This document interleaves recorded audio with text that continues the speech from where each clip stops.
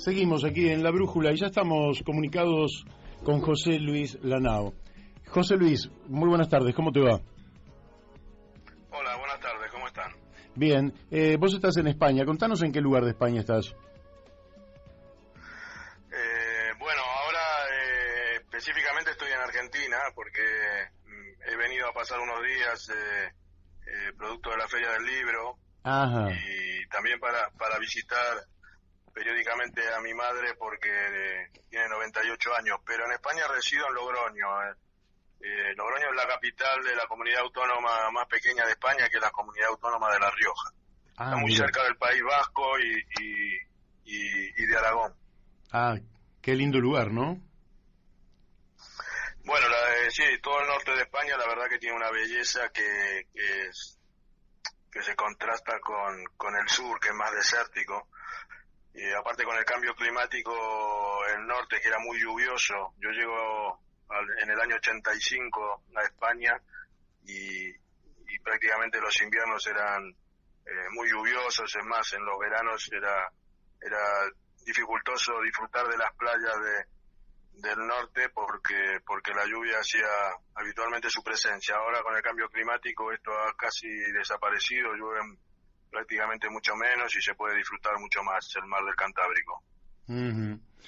Bueno, te voy a hacer la primera pregunta que tiene que ver con una nota que vos escribiste, que la publicó el 16 de mayo de este año, página 12, que se llama El hígado, repito, neofascista de José Luis Chilavert y Javier Milei. Vos escribís esta nota en un momento y pocos días después se da el fenómeno de que en la Argentina Javier Milei habla de que el mercado de órganos es un mercado más, es decir que se pueden vender cualquier parte del cuerpo como quien se enajena de un reloj, de una camisa o de un par de zapatos.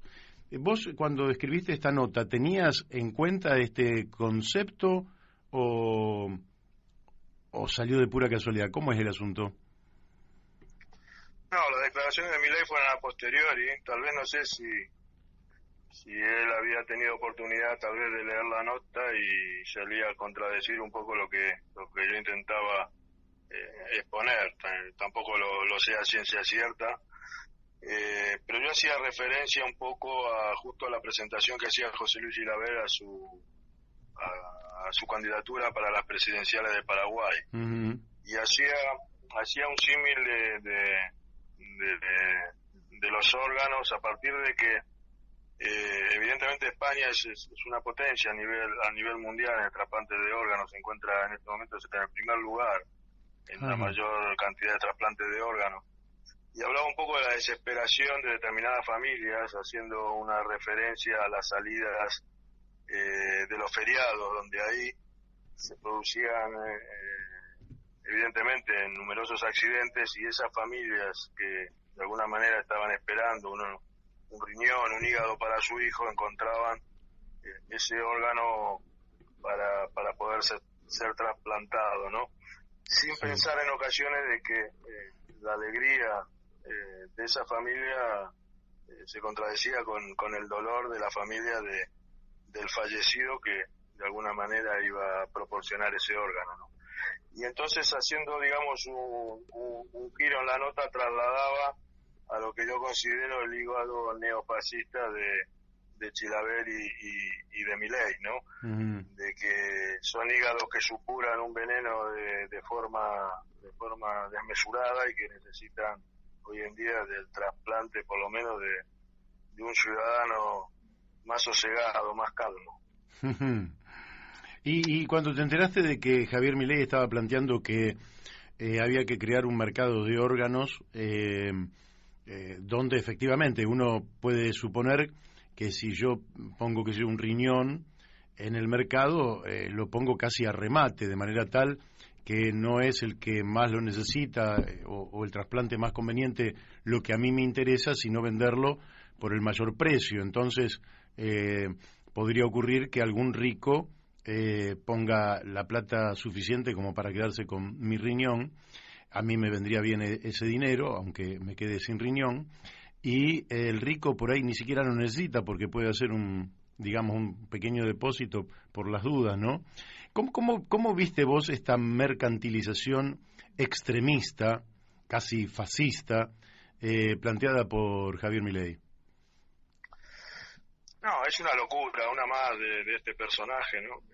Si uno conoce cómo está estructurado el sistema de trasplante de órganos en los países punteros en el mundo, esto está muy regularizado y está muy controlado, son listas de esperas totalmente anónimas, con donantes totalmente anónimos, donde en principio lo que se establece como prioridad es la necesidad inmediata de ese órgano. Uh-huh. Sí, lo que plantea el señor Milei es que un poco lo que tú reflejabas es, imaginemos que hay una persona que necesita un riñón y resulta que viene un rico con una determinada cantidad de dinero y se lo quita y al final esa persona termina falleciendo. Es decir, es una payasada más de esta locura de personajes que realmente uno se plantea de cómo pueden subsistir, ¿no? A nivel electoral, ¿no? Porque evidentemente tienen una cierta cantidad de votos que los hacen engrandecerse y decir y provocar un discurso francamente preocupante, ¿no? Claro. Discépolo dice que la panza es reina y el dinero es Dios, ¿no? El dinero que se ha ido concentrando y el poder financiero, que es el que maneja el dinero, ha tratado de darle la mayor ganancia posible a esa circulación de dinero. Llegó al fútbol un día. Hace unos años atrás, en la Argentina se empezó a hablar de la privatización de los clubes de fútbol. Nosotros en ese momento hicimos una declaración. Ahora resulta que los clubes de fútbol, cuando uno mira la historia casi de todos, no sé, no puedo decir de todos porque hay alguno que puede venir de alguna empresa, por ejemplo, que hizo su propio club. En la Argentina puede haber algún ejemplo de eso, pero en general los clubes son asociaciones civiles sin fines de lucro que, un grupo de amigos, alguna gente siente esa necesidad de reunirse, hacer un club. Luego los clubes, que empezaron siendo muy poquita gente, empezaron a desarrollarse, generaron simpatizantes, fueron creciendo, construyeron espacios sociales, muchas veces educativos, culturales, deportivos, a veces gigantes, y de pronto esa construcción de naturaleza social, viene un capital y dice, bueno, a mí me interesa esto, ¿cuánto vale? Me lo quiero quedar. ¿Cómo ves vos esa suerte de desnaturalización de lo que es un club originariamente de naturaleza social transformado en una empresa? Bueno, en principio decir que este proceso es imparable. Tarde o temprano vamos a tener que resistir mucho en Argentina para que esto no se produzca. Hoy el 80% de los clubes europeos están privatizados. Uh-huh. Y al final el capital, los fondos de inversión, los fondos buitre que se han introducido en el fútbol en los últimos 15 años, lo que compran en definitiva es un teatro. Y compran un estadio que es un teatro, hacen una representación de dos horas. El caso, podemos tomar cualquier equipo importante metido en esta dinámica, como el Paris Saint-Germain o el Manchester City. Abren su estadio el domingo, se juega el partido 2 horas, lo vuelven a cerrar y lo vuelven a abrir la semana siguiente o 15 días después. Vuelven a abrir 2 horas y lo vuelven a cerrar, prácticamente desvinculándose del aspecto social del barrio, de ese entramado que un club social puede generar, pero realmente es lo que les interesa, es decir, les importa muy poco otros deportes, divisiones inferiores, tienen el dinero suficiente para armar equipos competitivos, por lo cual no necesitan de la formación, es decir, desaparece la esencia real en la que nació este deporte, porque no nos olvidemos que este deporte nació con un sentido social, de integración en los barrios, en las ciudades, y esto en los grandes equipos ha desaparecido. Y hablo de que es preocupante también esta situación porque el enfoque hacia lo que se dirige el fútbol a nivel internacional, fundamentalmente en Europa, que es donde están los clubes más poderosos, se dirige hacia esa dirección. Es decir, el Paris Saint-Germain no es comprado para jugar en la liga francesa durante 100 años, ganando todos los años la liga con una diferencia de 20 puntos. No, el Paris Saint-Germain ha sido comprado para jugar una liga europea entre los grandes equipos poderosos, los equipos más poderosos del continente, para luego trasladarla a ser una liga mundial, porque al final el negocio está en estos equipos que arrastran las audiencias en los operadores televisivos y para al final terminar convirtiéndose el deporte entre 4 equipos poderosos para de alguna manera conseguir ese negocio al que han venido a buscar, ¿no? Eso es realmente lo que hoy en día el aficionado. Es cierto que en Argentina toda esta situación se ve de forma muy diferente porque este proceso todavía no se ha producido, pero en Europa la sensación es que el fútbol nuestro de hace unos años ha desaparecido, ¿no? Por lo menos en su estructura institucional. Quiero decir, hoy un consejo de administración de un club como la Juventus, el Manchester o el Paris Saint-Germain, lo que realmente le interesa es la cotización, la acción y la cotización de esa acción. Es decir, hoy las finales no se juegan en el terreno de juego durante 90 minutos. Hoy las finales se están jugando sobre un parqué de la bolsa de valores donde una acción se vende y se compra en 9 segundos. Claro. Y eso es realmente el interés de los consejos de administración de estos grandes clubes, ¿no? El fútbol les importa menos. Ahora, esto significa para los clubes más pequeños una sangría permanente. Todo chico que más o menos luce como para jugar bien ya no es disfrutado por el club de origen, sino que rápidamente viene, no sé si un intermediario o quién, ofrece lo que el club quiera, y siempre es poquita plata, en definitiva, y se lo llevan para ir desarrollándolo como un producto en estos auditorios infinitamente más grandes, pero esto conlleva la liquidación prácticamente de toda la periferia futbolística, que lo único que hace es drenar jugadores hacia el centro del sistema. ¿No se podría regular de alguna manera todo esto? ¿O la FIFA es parte cómplice de esto? Sí, yo creo que sí, que se podría regular, pero el ejemplo más claro me sucedía a mí, por ejemplo, cuando yo me marcho a jugar a España. Yo me marché en el año 85 y los equipos españoles solo podían tener 3 extranjeros. Ajá. Es decir, era muy difícil, es decir, los clubes tenían que valorar muy bien los fichajes que hacían porque solamente se podía permitir 3 extranjeros. Hoy se puede permitir una cantidad tremenda de jugadores extranjeros. Se puede armar un equipo. Si hoy un equipo español, italiano, puede armar un equipo en su totalidad con jugadores extranjeros. Y esto es parte de ese proceso de mercantilización, ¿no? De ese proceso de privatización y de regulación de las condiciones. Es decir, si nos trasladamos 40 años atrás, había 3 extranjeros, hoy se puede tener la cantidad de extranjeros que se quiera. Y esto ha producido esa demanda de jugadores de todo el mundo con edades muy tempranas que evidentemente erosionan sobre todo las ligas nacionales de esos equipos. Lo que pasa es que ahí se entra a valorar la decisión sobre la libertad del individuo de poder decidir sobre su propio destino, ¿no? Es cierto que los clubes tienen una decisión determinante sobre un determinado pase y a mi entender tendría que por lo menos tal vez regularse de una manera, es decir, no dejar salir a jugadores menores de 23 años de un determinado país o de una determinada liga.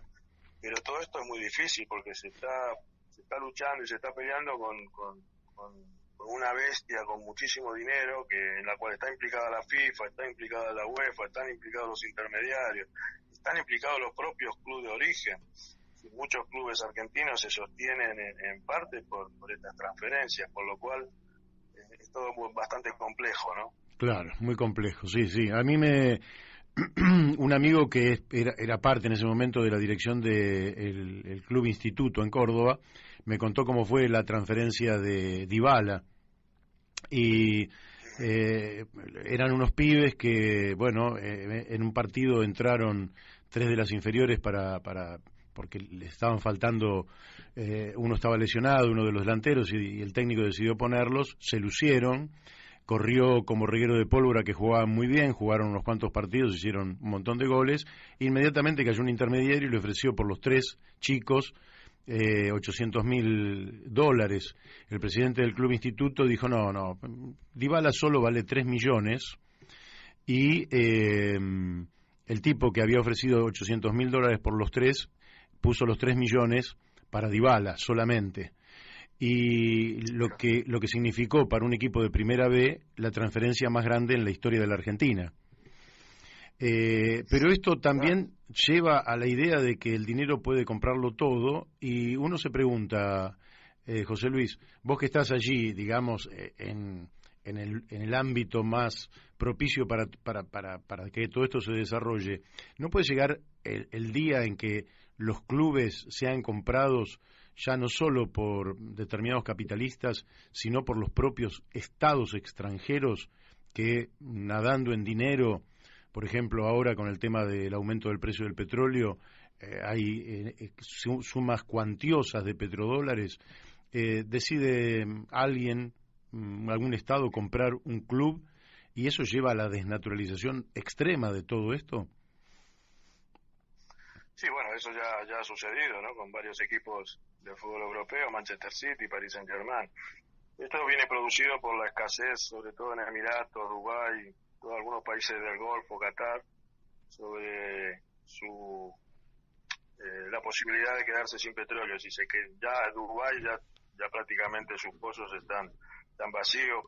Qatar se cree que en unos 20 años se va a quedar sin petróleo. Entonces la única forma de estos países de poder contrarrestar el poder a nivel geográfico de Arabia Saudí en la zona, lo que se han perfilado por países que, a través de un modelo de Disneylandia, generando ciudades extravagantes y sofisticadas, atraer el turismo. Y entonces se encontraron, no solo en el fútbol, sino a través del deporte, porque son fondos soberanos que no invierten solamente en el fútbol, invierten en la NBA, invierten en la Fórmula 1, generar a través de esta publicidad la posibilidad de hacer conocidos sus países y poder trasladar ahí millones de turistas, ¿no?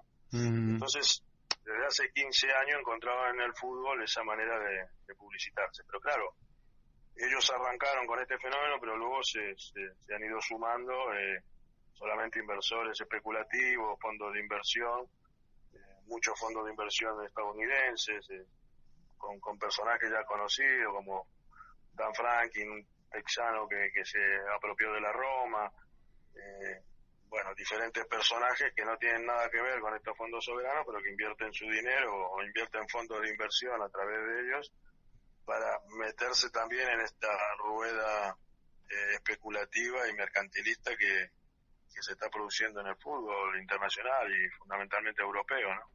Sí, sí. Dentro de tus notas dedicás una a Batistuta, y un poco también, ¿no? Resguardar el dinero, casi como si lo necesitara para vivir, cuando en realidad tienen cantidades enormes de dinero y ni siquiera quieren pagar impuestos. Contanos un poquito qué quisiste decir con esta nota que le dedicaste a Batistuta. Gabriel Batistuta, histórico goleador de la selección argentina, ¿no?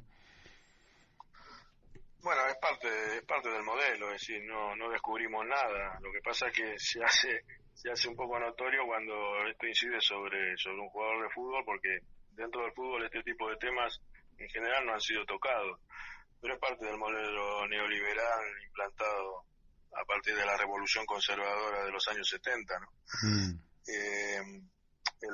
La bajada de impuestos, sobre todo a las grandes fortunas y multinacionales y corporaciones tecnológicas, es un tema de pura actualidad hoy en el mundo. Es decir, es más, Biden hace unos meses, a través de un acuerdo de la OECD, se consiguió establecer un mínimo de tributación por parte de las corporaciones, por parte de las multinacionales de un 15%, porque muchas multinacionales, sobre todo tecnológicas, terminaban aportando un impuesto a sus ganancias ridículo, del 1 o el 2%, a través de ingeniería fiscal y de evasiones encubiertas, llegaban a tributar cantidades irrisorias, ¿no?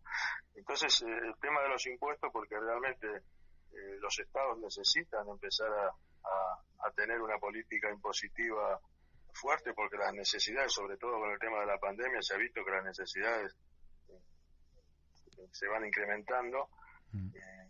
Aparecen este tipo de personajes, no es el único, pero que están digamos incrustados en toda una dinámica mundial, en la necesidad de bajar el impuesto a las grandes fortunas, con la archifamosa curva de Laffer, Laffer era un economista de medio pelo que convenció en los años 60 al Partido Republicano de que bajarle los impuestos a los ricos suponía una ventaja y crecimiento para la economía, porque ese dinero que no se le quitaba a los ricos y que los ricos lo tenían en el bolsillo, lo podían invertir en inversiones y en consumo, ¿no? Sí, una de las más grandes estafas económicas que se ha vivido en la historia de la economía mundial. Y esa curva de Laffer se ha mantenido y se sigue manteniendo hasta el día de hoy. Es decir, hay grandes organizaciones políticas como el Partido Republicano que siguen considerando que la bajada de impuestos a las grandes fortunas y a las multinacionales genera un mayor crecimiento, algo que no ha podido ni demostrarse ni que es así, ¿no? En absoluto. Y entonces, claro, este tipo de personajes se aprovechan de esta dinámica y se quedan en evidencia ante la sociedad, y sobre todo en un país como el nuestro, que tiene tantas carencias y tantas debilidades. Todavía ese tipo de reclamos y estos recursos resultan grotescos, ¿no? Uh-huh. Este programa, que se dedica, casi te diría, exclusivamente a temas políticos, económicos, etcétera, aprovechando que estamos hablando con vos, nos vamos a dar un pequeño recreo, y dado que son los últimos minutos del programa, así que nos vamos a dar un recreo y vamos a transformarnos durante unos pocos minutos en un programa de naturaleza deportiva, porque no puedo estar hablando con vos, que fuiste parte de una selección argentina gloriosa, campeona del mundo, y no pedirte opinión, ahora futbolística, acerca de la selección que hemos visto esta semana en el partido con Italia y ayer con Estonia, que evidentemente había una diferencia sideral. ¿Cómo estás viendo deportivamente a la selección? Bueno, yo creo que ha realizado un proceso de menos a más, tal vez culminando con el partido con Italia, que creo que ha sido el mejor partido jugado por la selección en la era Scaloni, y realmente me motiva ver un equipo que lo veo maduro, consolidado. Es cierto que no lo hemos podido valorar en enfrentamientos de una mayor envergadura, no despreciando Italia, porque Italia siempre es un rival importante, pero sabemos que la dificultad de no haber clasificado al Mundial le quita un cierto prestigio, ¿no? Uh-huh. Tal vez nos queda esa duda, ¿no? Pero a mí es un equipo que me gusta, que lo veo maduro, lo veo sólido, lo veo con la convicción de interpretar el fútbol que nos ha representado siempre. Y bueno, esperemos. Sí, es cierto que el Mundial es a veces la fortuna y ciertas decisiones determinan el éxito, pero yo creo que podemos por lo menos tener la esperanza de que haremos una digna actuación en el Mundial. ¿Vos coincidís con Mbappé, que dice que las selecciones europeas están un escalón arriba porque tienen un nivel de exigencia en sus competencias que es superior al que se da acá en Sudamérica, o crees que eso es más una mirada superficial? Yo creo que a nivel de selecciones no, tal vez a nivel de clubes sí. Sí, a nivel de selecciones no, porque hay una tradición histórica de mucho peso. Es decir, la camiseta de Brasil, la camiseta de Argentina, son camisetas que pesan en el terreno de juego, independientemente del desarrollo futbolístico. Yo recuerdo una frase de Menotti que decía que él prefería siempre jugar con la mejor, Bélgica de todo prefería jugar con la mejor Bélgica de todos los tiempos que con la peor Brasil de todos los tiempos, ¿no? Porque hay un componente histórico de peso futbolístico en determinados momentos que son determinantes, ¿no? Y yo creo que Argentina a nivel mundial es una de estas 5 grandes selecciones, ¿no? A nivel de club, sí comparto algunas cosas de Mbappé, de que el nivel futbolístico de determinadas ligas parece bastante superior a la liga de nuestro país o a ligas latinoamericanas. Claro. Así que, o sea, y ves esta complementariedad que se ha dado alrededor de Lionel Messi, porque evidentemente cambió todo el equipo que rodeaba a Messi hace apenas unos añitos atrás, cambió salvo Di María, en fin, debe haber algún otro que me estoy olvidando porque tampoco me dedico a eso, pero ¿ves que se ha acoplado perfectamente esta renovación que ha hecho Scaloni?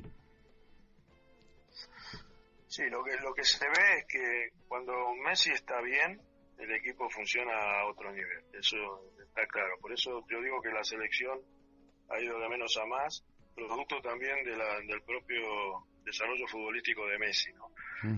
Está muy condicionada la selección al funcionamiento de Leo, y eso sí que es una parte que a mí particularmente me preocupa luego en el análisis del desarrollo futbolístico en el Mundial, ¿no? Lo veo muy condicionado al funcionamiento de Messi. Se ha visto en el partido con Italia que Messi ha sido decisivo, ¿no? Lo ha sido en Estonia también, con el partido contra Estonia. Entonces, creo que el acoplamiento es bueno, pero muy determinante en dependencia del funcionamiento de Messi. Te hago la última en esta dirección. ¿Crees que Scaloni se olvidó de algún jugador que no está en la selección?